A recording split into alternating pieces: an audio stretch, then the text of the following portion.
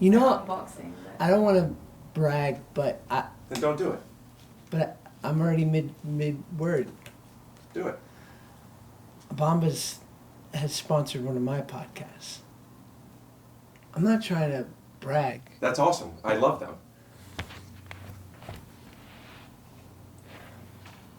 Do you smell him? I know it. The scent, Yeah. it's not there. Fuck, I used to sell cologne. Really? At like a kiosk at the mall? Just door to door. Yeah, my mom sells perfume and I used to do it too. Hold on one second. Your mom sells perfume? Yeah, And- she's the perfume queen. Fuck, and I'm not. Isn't that a word like a perfumeria or something? Perfume area. Is that right? It's not right. It's Yves Saint Laurent. Alright, I'm gonna redo this and I'm gonna guess. I recognize that scent. Yeah? What do you think? Jean Paul Gaultier? No, What is it? it's Yves Saint Laurent. Should have known that. Scoot doo, blabbity blue, scoop dee. Oh yeah!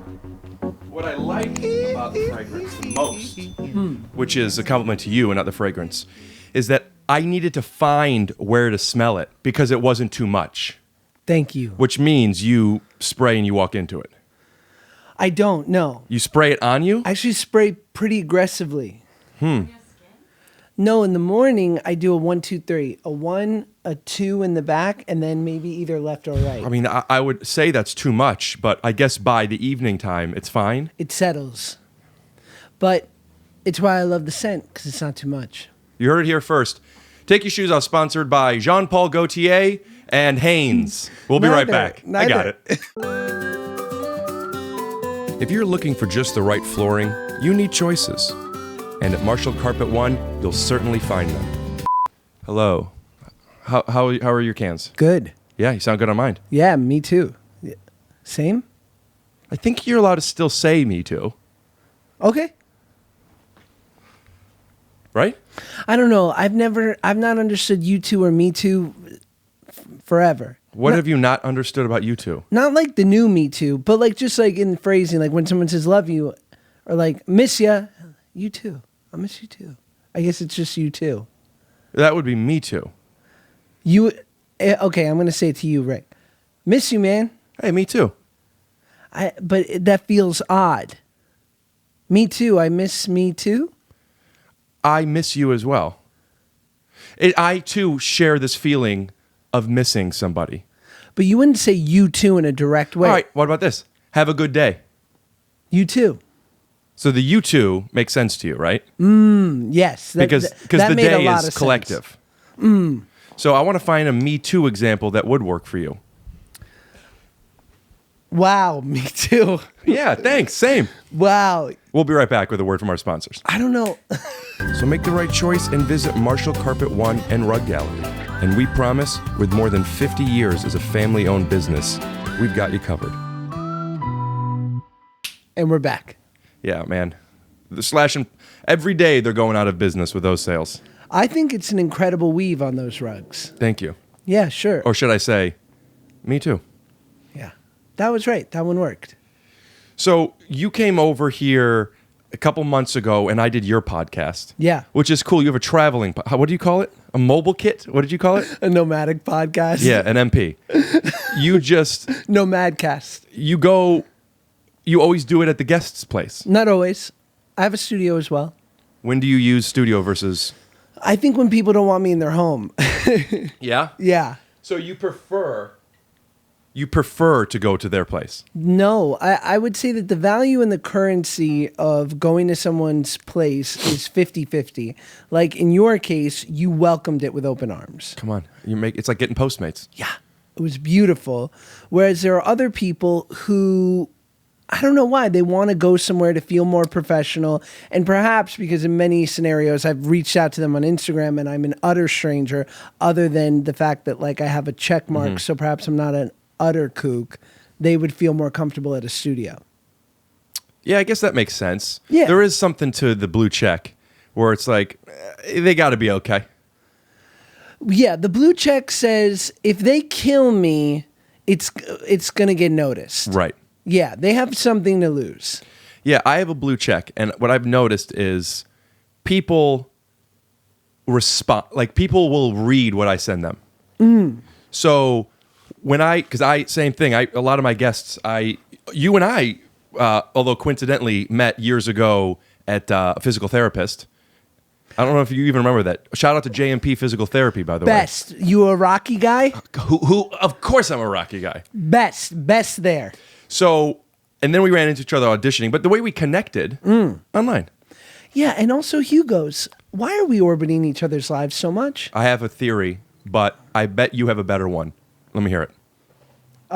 Similar Jewishy Jewish types who lives in the valley, and it kind of totally makes sense why we'd be in each other's lives. Yeah. Yeah. So you came on, and then I know of you from Drake and Josh. Okay. Okay. Have you seen it? Yeah. I was in it. I was the ampersand. I got to tell you something. You said not to brag, and I don't know if it made it in, but at the beginning you were telling me how you have this Bombas sponsorship. I love Bombas. Yes. I didn't think that was a brag. But the fact that you called it an ampersand was a little braggadocious. What can I say? Yeah, me too. I've been doing it for a while. Have you? Yeah. Bragging. So then you came over and we talked. Ad nauseum? Is that the word? You saying that is a interesting reflection of your entire sort of approach to the after of what our podcast was. Can you say that differently? I don't understand. I think you're projecting what your inner insecurities were about the podcast. I actually thought it was like really, really special. Oh, yeah? Like really special. And then when I finally heard it, I was like sure to like, I wanted to tell you how special I thought it was because it started out like what I thought was reasonably funny and like kind of that yumming podcast of just like someone who's professionally funny and someone who's like, you know, amateurly funny, being funny. Self-deprecating. Good. You found your niche. You know, somebody who's so handsome and then just a schlub. You know, he has a good look. Yeah. And then it like takes, and then we pivot and you start talking about, Yeah. So you start talking about like, your autism and sort of coming to realize that and what that sort of journey has been over the last couple of years. And then for the last 45 minutes, it becomes like, first of all, incredibly interesting to hear the way in which you look at life. And then just like very honest, which is like a whole different kind of podcast yummy that is equally as good. Is this something that I don't know about, or is this something that you created? You're throwing yummy around. Yummy? Yeah. No, that's just Josh Peck live right now. JPLRN? Yeah. Well, Josh, perfect segment because we're going to quickly transition. We got a sponsor. We'll be right back. So make the right choice and visit Marshall Carpet One and Rug Gallery. And we promise, with more than 50 years as a family-owned business, we've got you covered. I don't know what's going to go in there, but whatever it was, I'm buying it. I would probably order 2 if I could. You can? You can? Yeah. You know, Bombas gives a pair of their socks to somebody with who gives a shit? I don't know. It's at a homeless shelter, actually. Is it? It's the most requested item at homeless shelters. I know socks are, but Bombas in particular. No, just socks. But does Bombas give one pair to a homeless shelter? Yeah. Wow. You think you know more about a company in which you're such a fan of. Can I talk to you for a second? Nice. What are we doing right now, then? I'm going to edit this out. I know all about the Bombas. But in an organic conversation, it's like, oh, did you know that they... Oh. You know what I mean? Sure. Josh, I got some good feedback from your podcast because I was feeling insecure after it. I could tell. Yeah. Because you didn't follow up with me after. What do you mean? I guess any other podcast I've been on that I was happy with, it would have been the same correspondence. I posted about it. No, I appreciate it. But tell me what you mean. What do you normally get with somebody who's happy on the podcast? No, you're right. I thought I thought it was like really special. And I made sure to share that with you because you deserve to hear that. And then you listen, and I think probably selfishly there was a part of me that was like, God, I hope it was the same I hope it was good for him. Right. I don't know. I listened to a little bit of it, and then I was just, too much. I don't know. You're an actor, and you've been doing this for a long time. are you somebody that likes watching your work? That's a weighted question. When it's good, And do you know when it's good? yeah, You do. and then I can't get enough of it. Yeah, I Yeah. love watching things that I'm in that I think I'm good in. You're very confident. Thank you. Sure. But there are things that I don't know, and if I don't know, I can't watch it. It's too much. Yeah. But don't you always know? I walk out of this podcast all the time, and I haven't mentioned it in a few podcasts, and I will now. But a lot of times I feel like I've been George, who helps co-produce my podcast with me, has told me George Rick, Kimmel? No, people keep bringing up George Kimmel. Because he's Bobby Lee's producer, and Tiger Belly is awesome. Yes, shout out to Bobby Lee. Much respect. Trying to get him on the pod. Yeah, I just did Eric Griffin's today. Riffin with Griffin. Do you know that podcast? Whoa, whoa, whoa, whoa, whoa, whoa. People love the woo woo.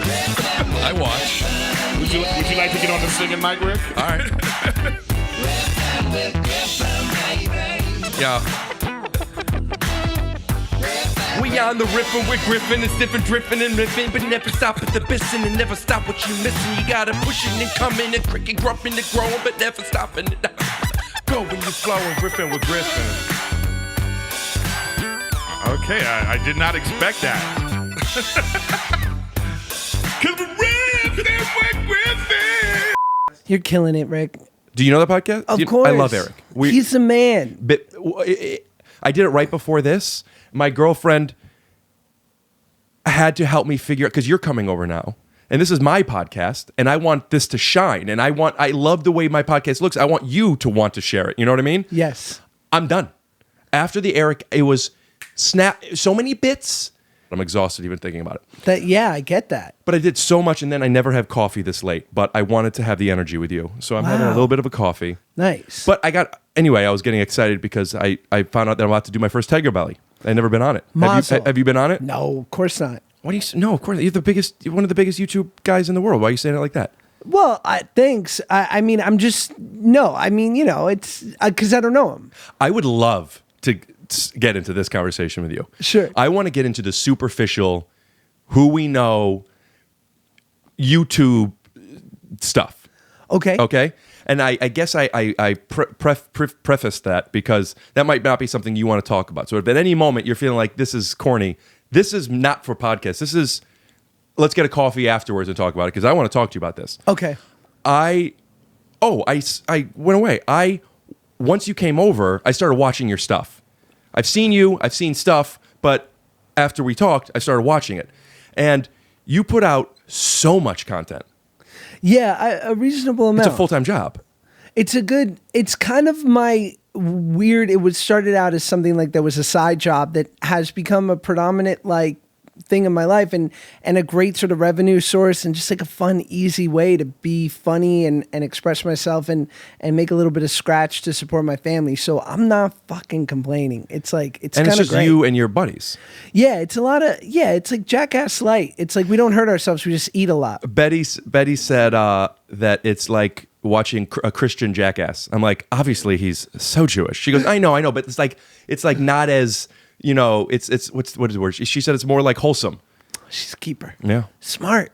It's a great, that's a really good. I want to cut to, I want to cut to a clip of the chiropractor one. Okay. Where, what's your buddy's name with the beard who got broken? Jonah, but really Nick, but really New Bar. Yeah, I saw that in your fire one. You have different, there's so many inside jokes that I don't know about. We call him Jonah because he looks like Jonah Hill. That was started by David Dobrik, but his real name's Nick, but his actual Armenian given name is Nubar. Well, Nubar got his neck cracked, and we were around it twice. The face he makes It's so good. We'll cut to a clip. And this is actually your upper back. We're going to breathe a little looser.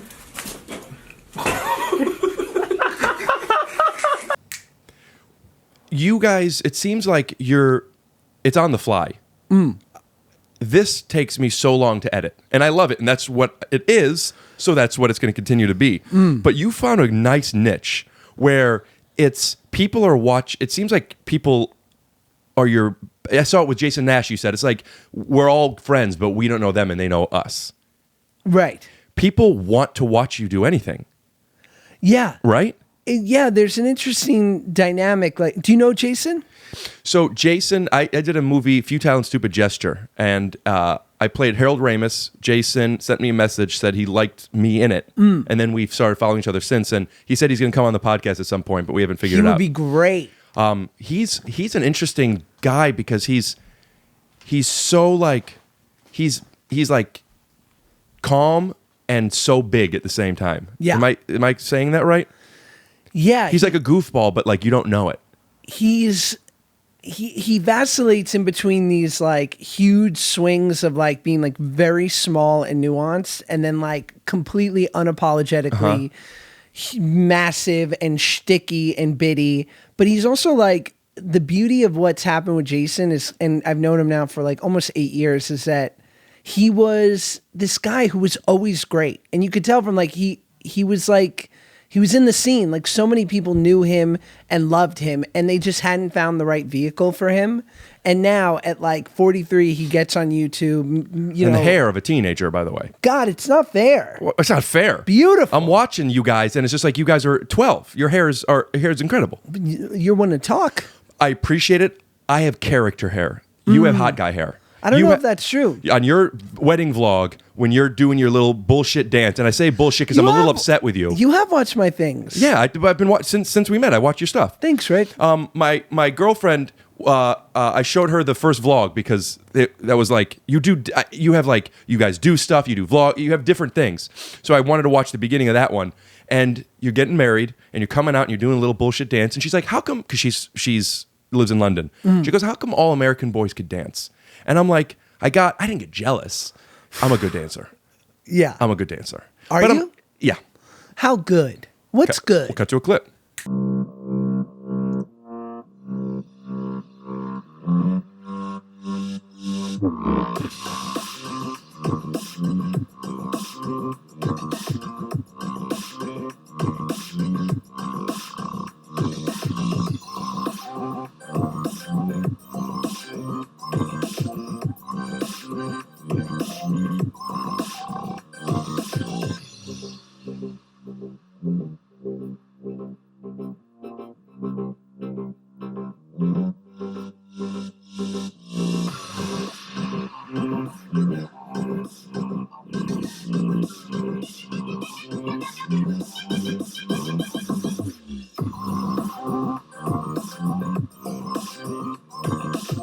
And we're back. Jesus. Can't get mad at it. Man. But she said that, and I wanted to be like, that's he was just being goofy.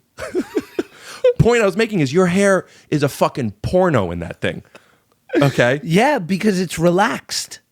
Yeah, it's chemically altered. Very poetic. We could be our best self. If only we were. Chemically altered, relaxed. Me too. Thank you. We'll be right back from work from our sponsors. Will we? Hi, everybody. Buy one of my sweatshirts. RickGlassman.com. Oh, here we are. Oh, here we are. So, how'd you meet Jason? So I met him through my buddy David Dobrik, who's kind of like the conduit for all of us on YouTube. So anybody who's watching this who's coming for you already knows this. Anybody who's watching this that doesn't know about that world, could you give an elevator pitch of what David and you and Jason, what that is?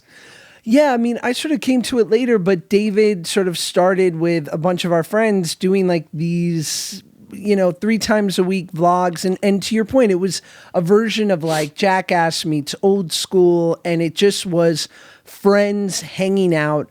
But to David's sort of genius, he was just very specific about bits and constant on the fly, like improvisation. So he elevated it. So we all knew that people loved sort of hangout culture, but he would start to craft it within the moment. And he also had this insane work ethic. So he was posting 3 videos a week.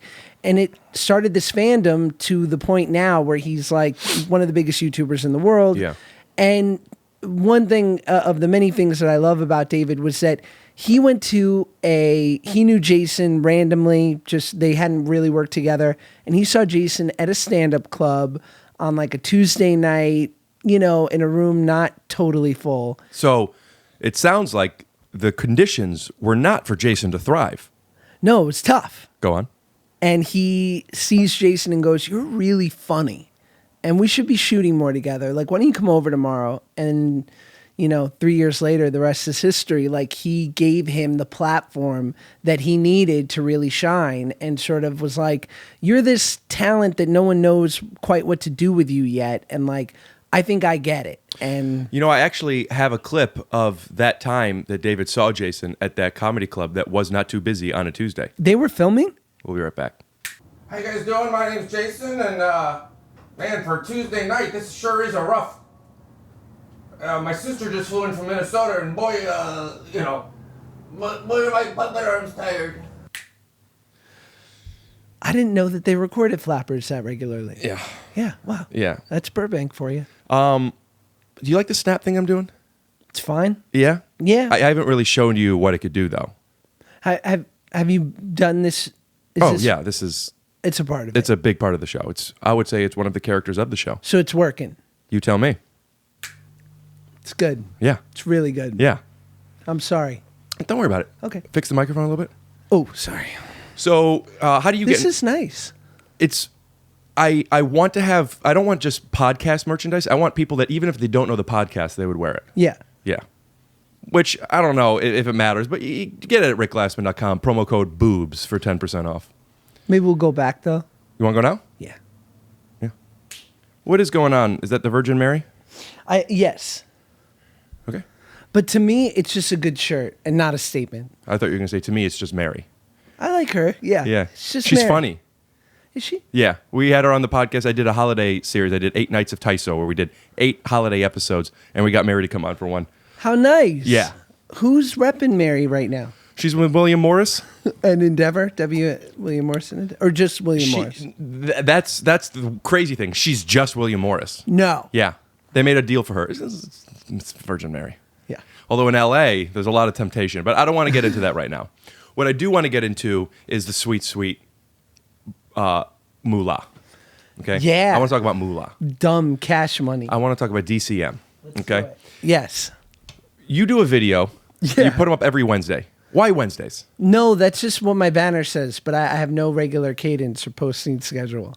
Why don't you change the banner? Because who gives a fuck? Who's going to do that? Me? Don't you have a guy?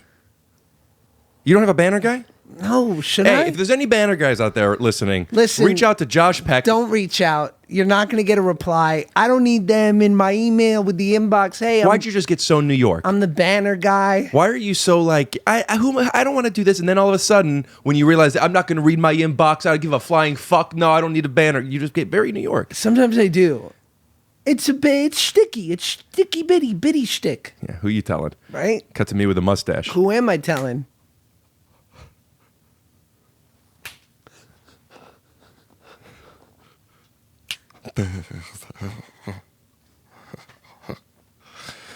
Great. Thanks.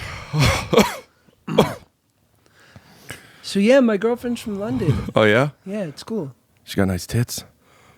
Yeah, sure. Got Yeah. it. Yeah. Why are you saying it like that? Because I'm Josh Peck, and I'm a creep. I don't know about that. Jesus, Josh, that's my girlfriend. Sorry. She's got a nice set. Thanks, man. And if you like Snap Bits, make sure to check out Take Your Shoes Off podcast. Or The Snap Bit podcast?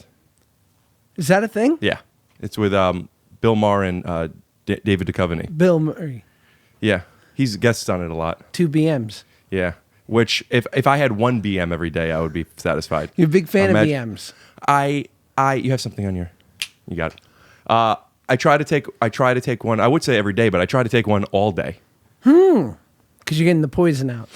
That's how my girlfriend refers to it. My girlfriend said, it's like, it makes sense that you don't feel good. It's poison in your body. You said that on my podcast. That is poison? I don't remember that, but when my girlfriend said it, I thought that was so, but maybe it's because I forgot that that's how I feel. Yeah. I connect with people on a movement, Yeah. you know. And I remember on my pod, you talked about how your family is very comfortable farting in front of each other. And you were like, but you're a Jew. Like, you didn't grow up that way. And I thought that was like a weird overgeneralization. I don't think it is. I think that you are an anomaly. I don't. Jews. My audience is either Jews or anti-Semites. For some reason, they have a Really? very strong stance on Jews. Love Yes. it. If you speak freely about your bowel movements and farts. Leave some comments down below. If you don't, you probably won't leave comments because you're embarrassed about the subject. But yeah, I find that Jews complain, and that's part of the language. And it's easy to be like, I don't, and then it's like, oh, yeah. Yeah, I don't. But you grew up as you're an actor, you're around like. I was a civilian for some time. No. Yeah. How old were you when you started? 14, well, like 10, but like 14. What does that mean? Like I got my first big gig around 13, 14. Gotcha. The way you said it was how like elevators in casinos don't have a 13th floor and they go from 12 to 14. But we all know what's up. Yeah. It's a Mitch Hedberg joke. What is it? He's like, you know it. Yeah. I remember he does something with the 13th floor. I don't remember what the punchline is. He goes, some hotels don't have a 13th floor because it's bad luck. But all y'all on 14, you know what's really up. He's like, if you jump out the window, you will die sooner. Yeah. He's the best. Yeah, he's a good man. Miss him. Yeah? Did you know him? Yeah. Did you really? No. Oh. Nick Swartzen was on and talked some stories of They were close. Yeah, of him. Yeah. One of the best comedians ever. Best joke writers ever. When I first got into stand up, not doing it, but just watching albums, listening to albums, Brian Regan and Mitch Hedberg were the ones that I would be listening to all the time. Brian Regan, I feel like I should know better than I do, but I know that like Seinfeld thinks he's a god. He's amazing.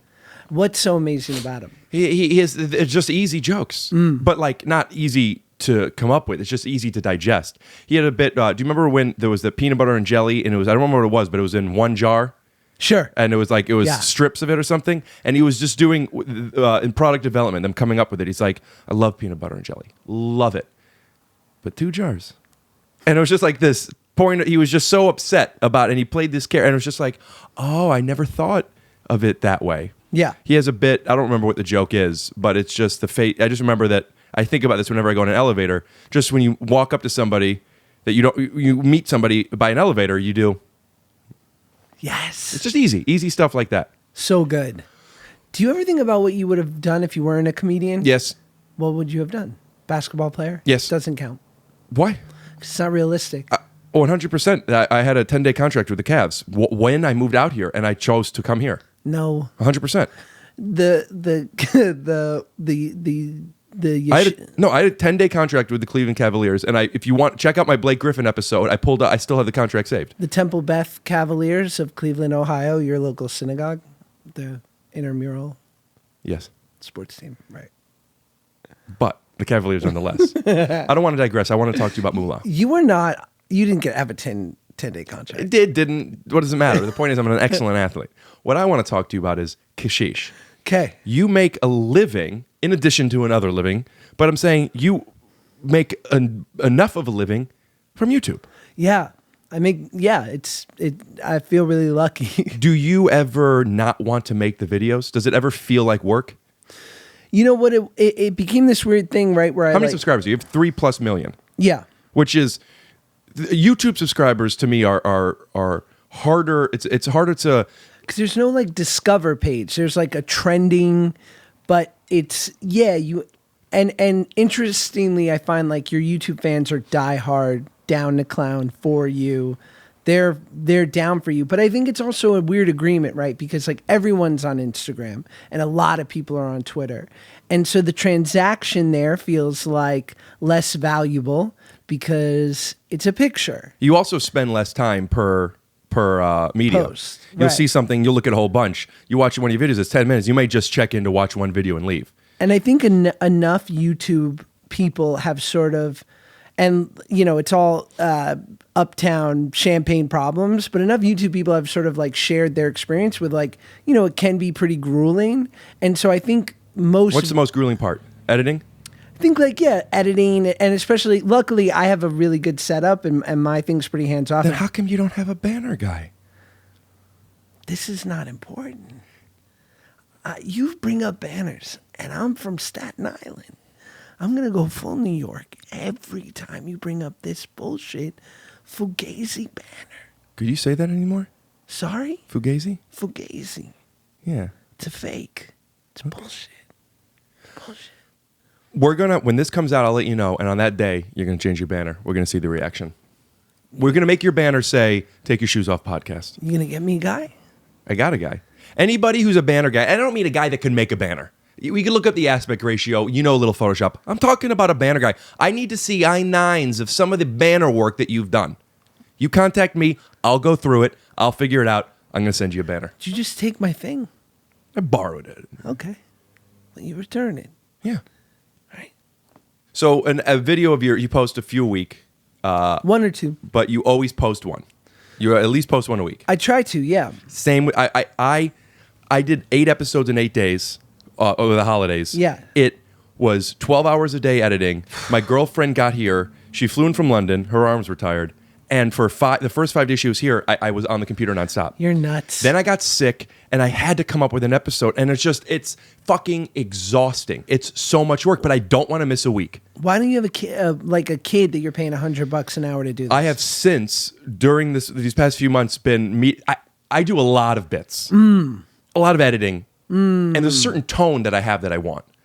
For whatever reason, people that have helped me out, it hasn't. Incidentally, I have found over this process a couple people. Shout out to Perry Grown. Shout out to Pepe. Stuttered. Forgot his name for a second. Is it Perry or Pepe? There's Pepe and Perry. Okay. Pepe is newer. Perry is, I guess, not newer. Sure. George, Pepe, Perry, my girlfriend Betty, and I are kind of like this podcast team now. And we all do different things. And I want to release some of I'm very controlling with it. It's bad. Yeah. But my banner is not great. So whoever does his banner, I'm going to need someone to do my banner. Yeah. Delegate, baby. 48 laws of power. Yeah. One of which is some version of delegation. Yeah. Delegate. But but doing it every week. So I'm in the process now of banking them up and making sure that I have a few. So if I want to take a week off, I can. Gotta delegate. Yeah. Because you know what? Tell me. Nobody can do this. What is this? This bit factory you got going on here. Appreciate that. Everything you're putting forward, nobody can do this. You guys like this bit factory? But you want to know what some people can do? Tell me. Just saying? May I guess? Please. Make a banner? Not just that. Go on. They can do a little bit of this.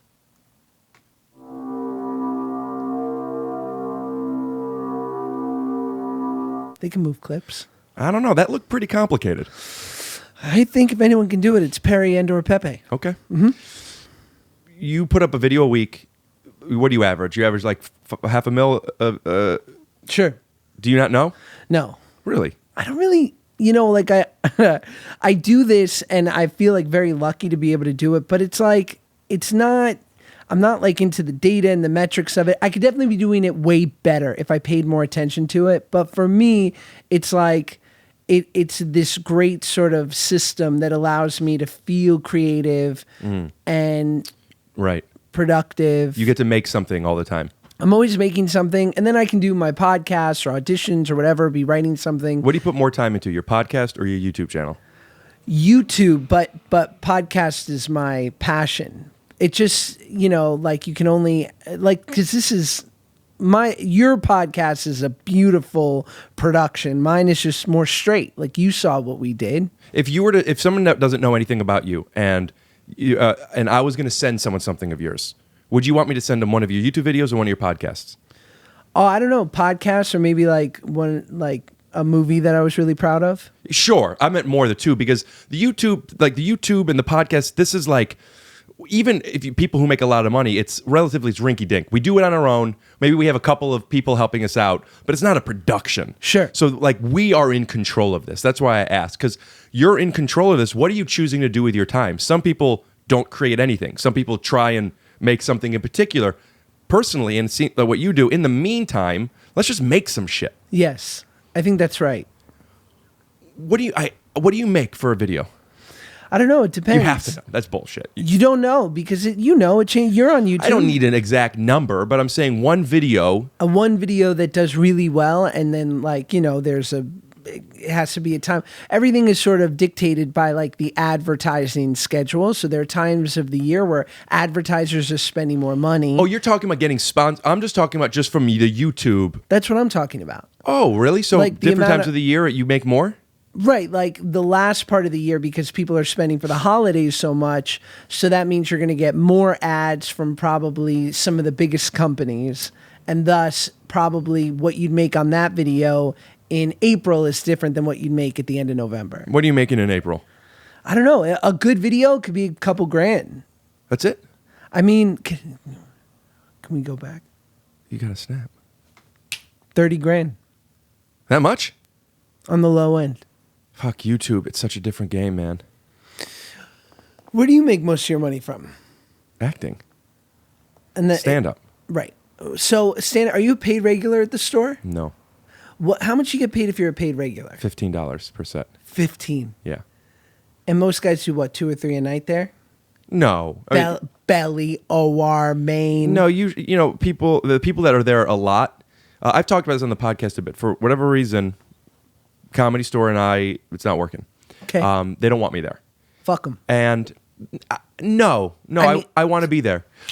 I'm not saying that like it matters that they hear that. I'm just saying like I genuinely like that's a goal of mine. Getting into the Comedy Store has been a goal of mine. Yeah.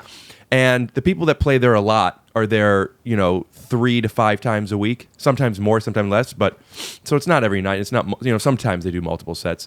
But Chappelle comes in, he gets $15. Cool. If somebody's doing their own hour, like it's their show, it's different. But it's normally the way it works in the original room and the main room, there's comics, it goes from like 9 to 1 in the morning. Yes. And it's just, everyone does 15 minutes. Some people go over, of course. But each set is $15. Most people don't go over anymore at They the do. store, I've heard, right? Oh, they do. Because I heard that was sort of like a part of what became the resurgence of the store was like these new rules in place. Like even if you're Joe Rogan, you respect the light. Yeah, people go over. Okay. Regularly? It's not unusual. Name them. No, but name them. I mean, I don't know if there's like a person in particular that does it. But I'm not like censoring myself. I really don't know. okay. But like whenever you go and you go there and someone's spot was 45 minutes ago and they're about to go up. Oh, somebody has been running. I don't know who it was. Sure. It happens, Right. But yeah, although the podcast has been taking more of my time than anything else I've ever done before. Well, because you're not delegating. It won't. Watch what happens when I delegate, okay? And it's going to be easier for me, but people aren't seeing. Look what it looks like. Yeah, it's not good. And it sounds bad. Well, It doesn't sound as good. right. Watch what happens when I don't delegate as much. It's much better. Whoever's editing this, if it's not me, Photoshop me to be fucking ripped right now. Both of us, just huge dicks. Don't blur it. Just fucking jacked. You know what I mean? If I had a budget for this stuff, I would do so many. I would waste so much money on frame by frame editing. Jeez. Yeah, and that's the goal, man. Is it? Yes, Is the pod like your... I love doing it. I've had people. I've had role models of mine in my living room for 2 hours, and I get to ask them all the questions. Your guests are awesome. Awesome. Awesome. I know, it's weird. It's great. I think there's something too, for whatever reason, I've been fortunate enough to know certain people, and some people wanted to come on it, and it's built a little bit of a reputation. A lot of people don't know this podcast right now, and I'm okay with that because other people's podcasts are talking about it and my editing and the way it looks, and people want to come on it. I'm very proud of that. But it's the most work of anything I've ever done. Yes. So I do want to find a way of delegating or whatever. You will. Could we get into a little... you did this for me, asking if it's okay, but could we talk about some of the stuff that we talked about on your podcast? Anytime, of course. Yeah. You have a very interesting story, one of which that you told me as casual as like, yeah, I played basketball in high school. Okay. You were, I guess you skipped 11 through 13, but you were a kid actor, you were overweight, you got into drinking. Looking at you now, you look like you've never drank in anything, and you look like you work out constantly, and your hair still looks like you're 10 years old. All those, yeah, I get that. You battled with some depression. Oh, yeah, still. Plenty. Are you on medication? No. Are you? I mean, I eat edibles a few days a week, and I'm doing that to medicate. I don't just do it for fun. And what does it do for you?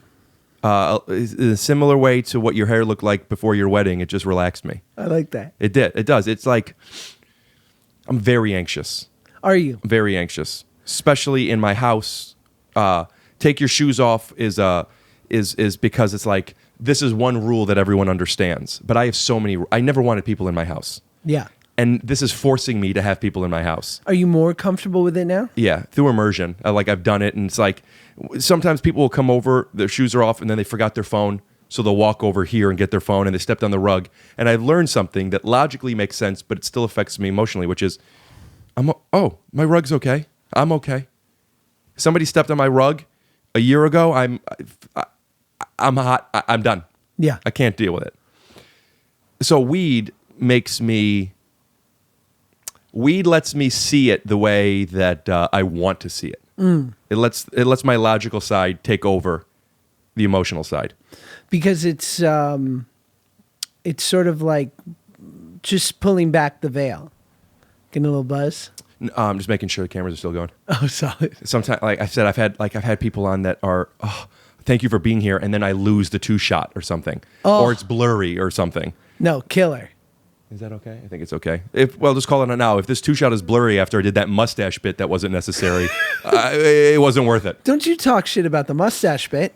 It's not the mustache bit. It would have been the execution. That's why I do my mustache bits at the end. Fair. Okay. I learned that at a young age. I like that.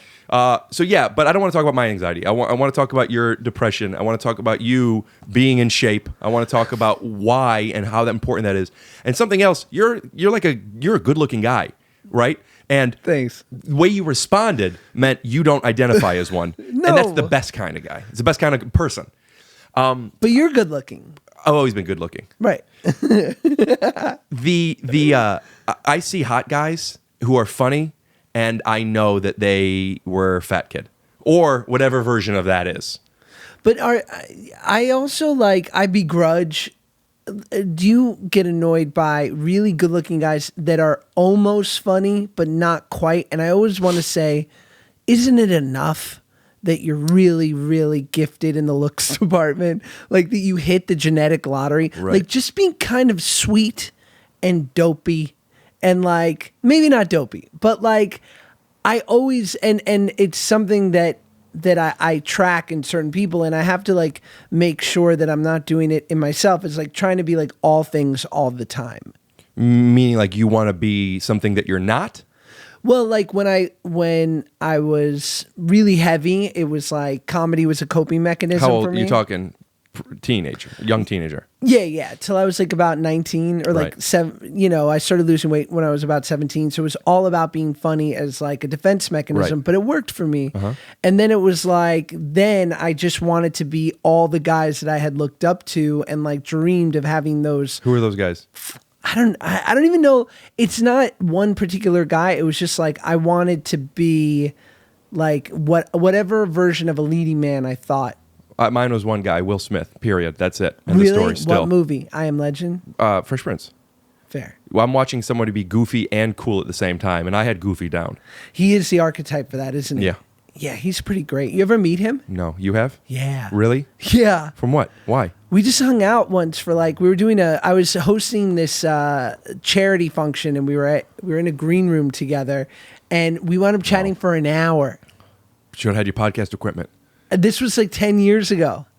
This was Wow, he's the king to me. and this was not that it's not now, but this was peak. Like 2 security guards who I'm pretty sure had some form of weapons on them came and swept the room before he entered. So cool. And lovely. Yeah. I mean, We actually, I have Will as a guest in February. no. Yeah. Man, Rick Glassman, who's booking for you? Me. God, you're the best. I don't have Will Smith coming here. I knew that, but I went along with it. Oh, well, I did this part out. Go on.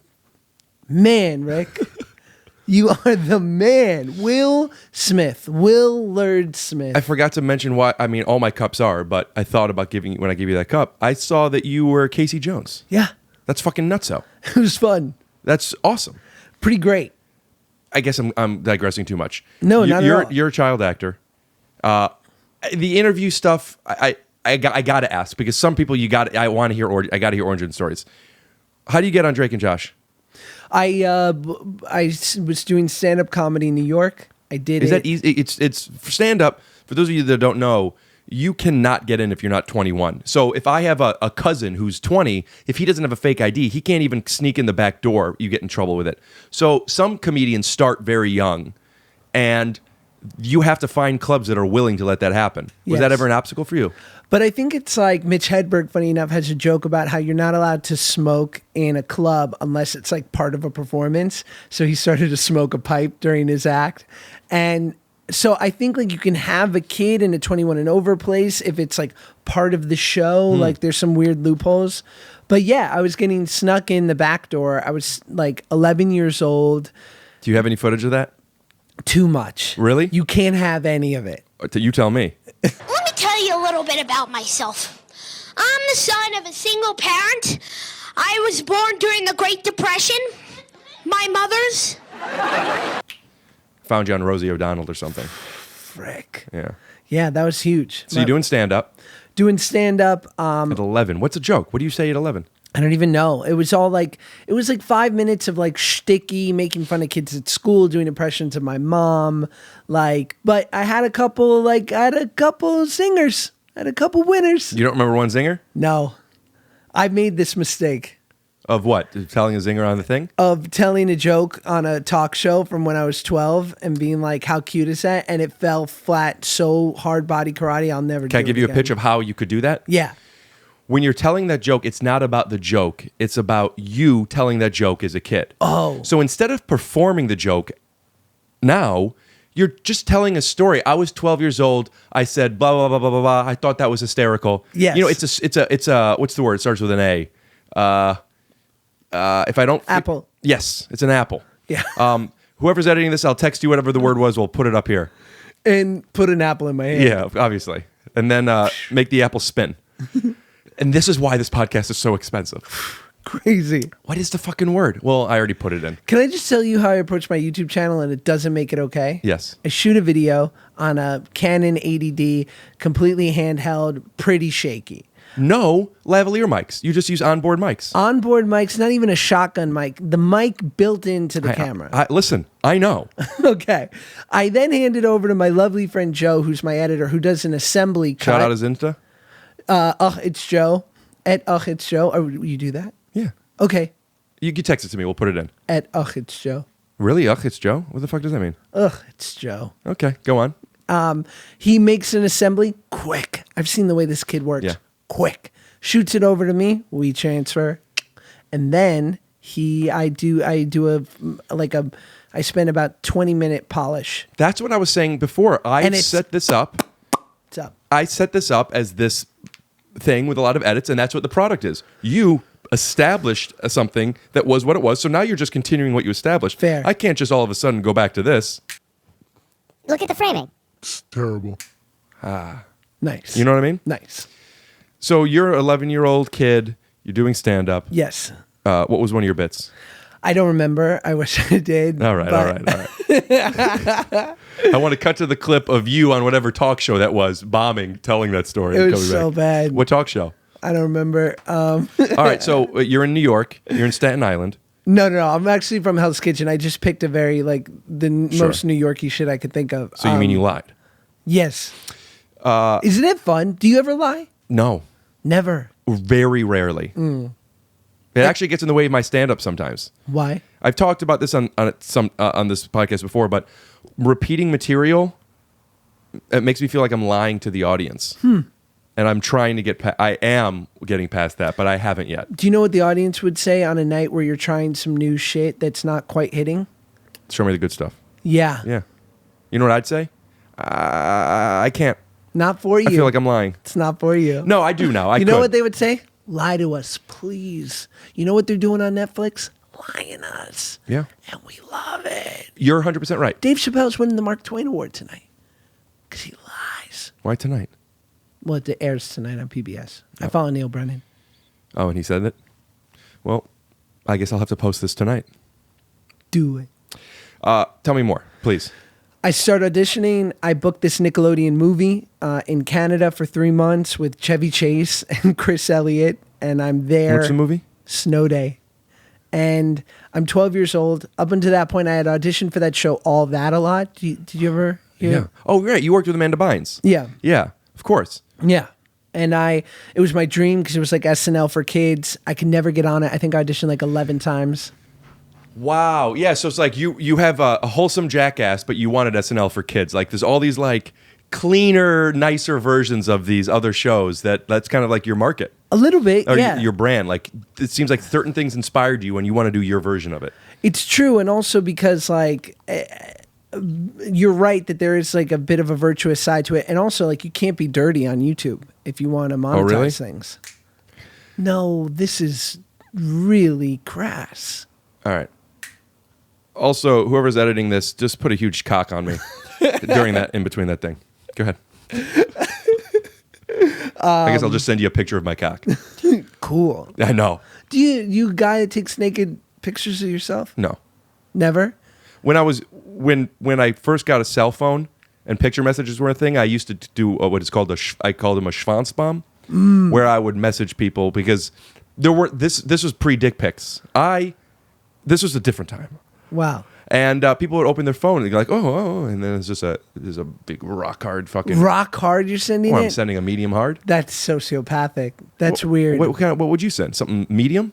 I'm not sending nothing hard. This you're sending soft? Yeah. That's your insecurities. It's not my insecurity. It's so aggressive, rock hard, to a bro, to Rick, to Dan, to Steve. Here's my rock hard.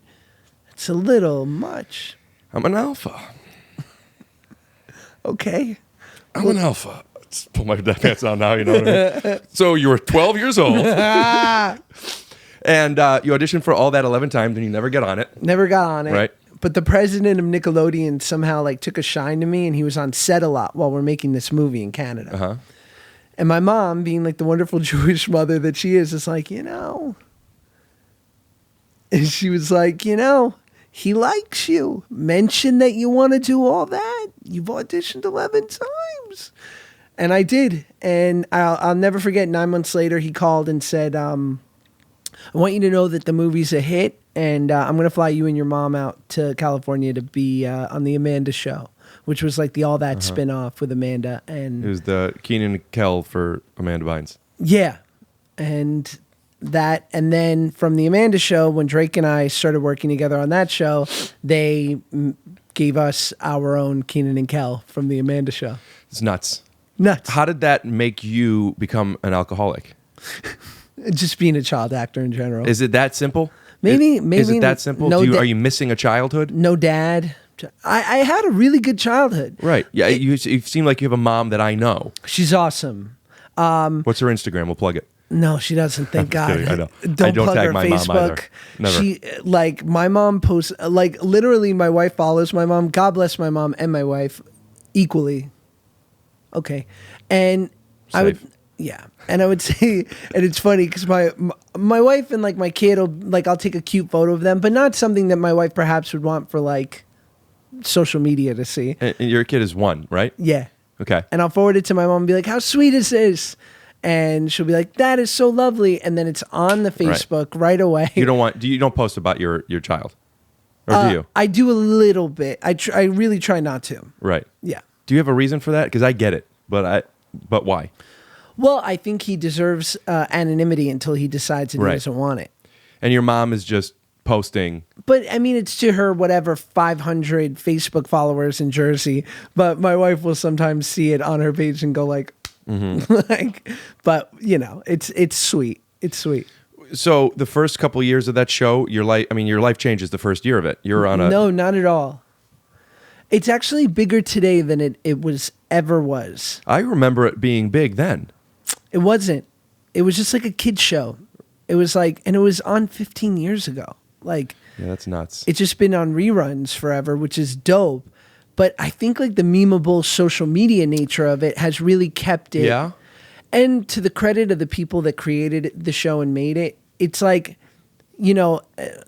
God forbid, I would not throw shade on other kid shows, but like many kid shows were like slightly topical, or they like took advantage of trends of the time, Yeah. or like they're about something far-fetched like wizards or like living this crazy life. But our show was just about family, which is like the root of any good sitcom.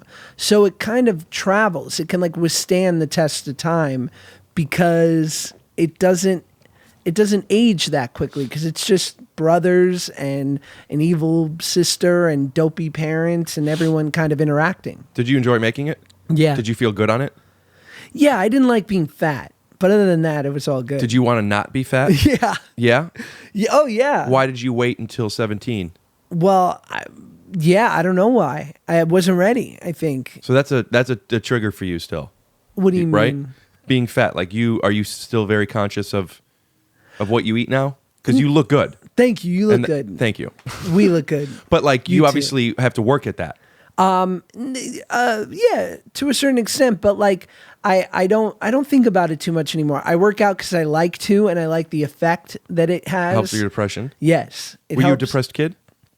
Probably. You don't remember. I was, yeah, but I didn't know at the time. I just was like, why do I like contemplate the abyss and have like a resting melancholy? Do you? Because people. Were you? I didn't. I don't know. I don't think I was. May I ask a question that is a little? I Yes. don't mean it to be offensive, so I forgive me if it comes out wrong. Does autism impede depression? I don't know. Because like it's not like you're a little more lasered in and less contemplating like all the things. Yeah, I understand. I didn't talk about my autism diagnosis publicly for a bit because I don't know that much about it, and I don't want to be a voice for it. Yes. And then I've accepted the fact that this is a big part of my life and it matters, and I could tell you my experiences with it. Right. And my experience with I don't know. But did you feel depression growing up? Like looking back, like as I've gotten older and I've realized I've gained perspective on things I didn't realize. I wasn't included with people. I thought I had friends that weren't kind, and they weren't very kind to me. I wasn't bullied. It was just like, hey, Rick, blah, blah, blah. And then once somebody else came around, I was ignored. Stuff that happens to all these people. I never knew it was happening. I thought everybody liked me. You know what I mean? Yes. But looking back, I realized how subconsciously a lot of the bits and the jokes and the energy of needing to be seen came from. So it wasn't a conscious thing. As I got older, I get sad, but I don't think it's depression. What is it? Anxiety. I don't like the feeling. But the reason I don't think it's depression is shout out to Bombas for the mustache socks. They've started sponsoring us. They're very expensive. That's got to be your first collab with The mustache? Bombers. That's so good. I found that when I'm sad, there are things I can do.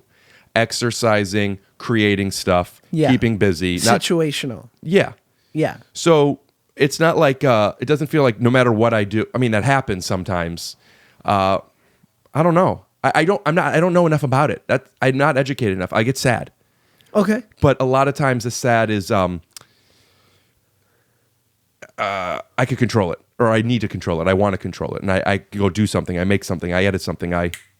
You know what I mean? That's just life. I think so. I think that's just life. And I think like you're right. Like I don't knowing like a lot about, especially I just watched Gary Goldman's doc on HBO. I haven't watched that. He's so funny. I've watched a lot of his stuff. He's so funny. Do you know him? No, but I'm gonna have him on the pod. You agree next to week. it? Yeah. Awesome. He's awesome. Congrats. And he talks a lot about like his struggles with depression, which was utterly, That's a special. clinical Was the Great and- Depression. Yes. That's And- not what you're talking about. No, but in watching him, I know that whatever sadness or challenges that I've had, I would say it's almost identical to what you're describing your feelings are, which are like moments of sadness or feeling like, a bit lost, but it never lasts for a really long time. And there are always strategies in which I know I can sort of throw in the face of it that will like lift my mood. Right. That's like you saying working out. Working out's huge. What was the drinking for you? I just like it. I have a weird relationship with it. You do like it. Yeah, I have an allergy. And you don't drink anymore. No. Do you smoke weed? No. Nothing. No, not today. Today meaning like present day. I haven't. Not I this- haven't yet today. I don't know. We'll see how I- tomorrow goes. What about coffee? Lots of it. I'm on the sober guy diet. Nicorette, coffee. What else? Sugar. Sure. Yeah, sauna. But that's just because I'm into dudes. Are you into dudes? Sorry. Why are you sorry? It's 2020, baby. If you're not into dudes, you're out. My friend that I interviewed for my pod, my buddy Jason Ellis, is sort of like a very sort of public, is very public. He has a huge Sirius XM radio show about, being bi and his relationship with men and women. And he's like, I just did this big article in The Advocate and now I'm getting like a lot of good press from it. And it's cool. People are like feeling very emboldened to know that like I was confident enough to go public with this. And I was like, you're a bicon, baby. Good. It's a bicon. The way you did that joke is the way you could have told me a 12-year-old joke and it would have killed. It's not. You haven't heard the joke. I got to hear the joke. I don't even remember. I wish I did. Okay. Yeah. Josh, Rick, I think that's it. thanks, Rick. Where could what do you plug? What do you do? You say just Google Josh Peck. You plug an Instagram. Listen to the podcast. Our podcast. I'll put a link to your podcast in the description. Thank you. Would you come back sometime for more bits? Sure, whatever you want. Yeah. I can't say no to you, Rick. Why not? I'm not so super busy right now. What?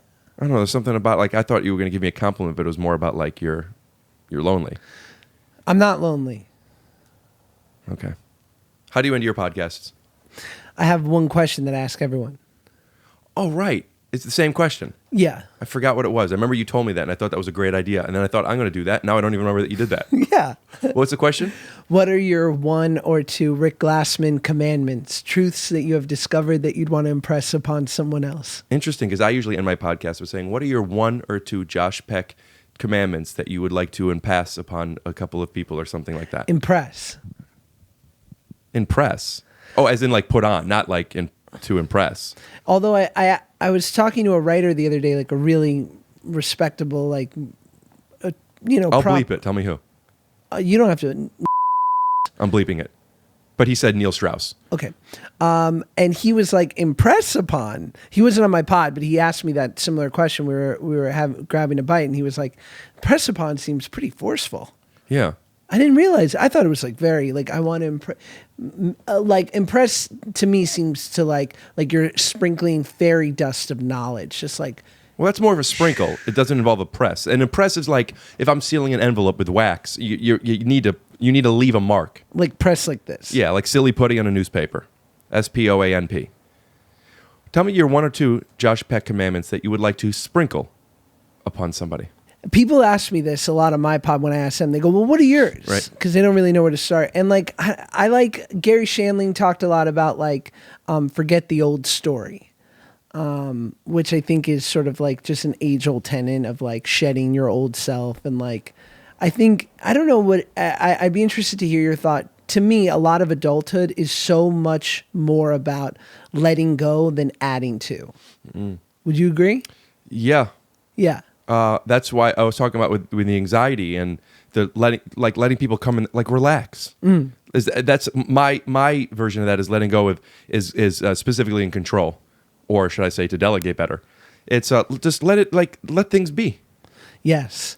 And sometimes it's easier than others. Well, I think as a kid, we were going for the merit badges, right? We're like all Boy Scouts trying to like fill the sash, and like I can do knots, and I can make a car, and I can do like all these things, and I can build fires. Do Funny. knots. Yeah, I guess. Yeah. Oh, I wasn't making a donut joke. I was like, yeah, that's like now manly is how far you could throw a football, or how many girls you could get in the bedroom. But when you were younger, it was doing knots. Skills. Carpentry, build a fire, I don't know what they do in Boy Scouts. I was just in Cub Scouts. But nevertheless, I never met my dad. More importantly than that is that, I think that's a big, I would say, takeaway before you add. And that's just me for today. I like that. That's a thing that you do. You talk about today. That's so like That's an AA thing, right? it's so 12-steppy of me, Right. but I'm not trying to be. No, I was being genuine. I like that. Like, Thanks. like my therapist says it's just one day at a time, but it's the same thing. Well, that's real AA. One step at a time. That's like very One day at a time is what she says. One day at a time. It's same. Yeah. Yeah. Yeah. Focus on today. It's all you got. There's a big the Stoics, like Marcus Aurelius talked about how From the Gladiator? which one? Gladiator. That one. But it's just like that you could, there's some like beautiful phrasing, and my friend Ryan would be able to speak to it better, but it's more of like, you literally could be over right now. So like, what do you got? You really worried about tomorrow? What do you got? You really worried about tomorrow? That's Josh Peck on Take Your Shoes Off. Josh, thank you so much for coming in. Thank you. It was cool. If I take out all of the snap edits from the whole show and then just looks like you have this weird twitch, like, you're welcome. All right. That's it. Wait, you have yeah. but I know you're in bit mode, but I really want to say something. Okay. You have music on your pod. Yeah. Can we do like a musical outro? Like Yeah, what do you want? Like me to play the piano and you sing? I can play the piano. And You want to do a sing. piano thing? Sure. It's a setup. Never mind. Could I Can I do it with my voice? Like, Are you a good singer? I'm okay singer, but maybe you Ooh, you're sing. a good singer. Maybe you sing and I'll do some mouth instruments. Sure. Doo-dum boom, ba-da-doo-dum, ba-doo-doo-doo-dum, doom, doo-doo-doo-dum, boom, boom, boom, boom, boom, boom-doo-doo-dum, ba-dum, boom, ba-da-doo-dum, boom, boom, ba-dum, boom, ba-da-doo-dum, boom, boom, boom. I sometimes in certain moments I like to picture my like the kids I went to school with saying, Rick moved to LA. Yeah, I wonder what kind of shit he's doing. Cut to, bum, bum, bum, bum, bum, bum, you know what I mean? Just some fucking Ohio brutes. Yeah, I heard Rick's actually doing really well. Cut. Bum, bada, bum, bum, bum, bada, bum, bum, bum, bada, bum, bum, bum, bada. That's actually a good horn. Thank you. You're welcome. Now I don't want to like negate your idea, so I'm going to go ahead and sing some bars. Give me something good. No, I don't think we need it. Unless you want to do something a cappella. I'll just do my theme song. I remember it. No, you don't. Scoot doo doo doo doo blabbity blue. Yeah. Scoot. That's There's a it. scream. There's a scream at the end. Yeah. Oh yeah! Wow.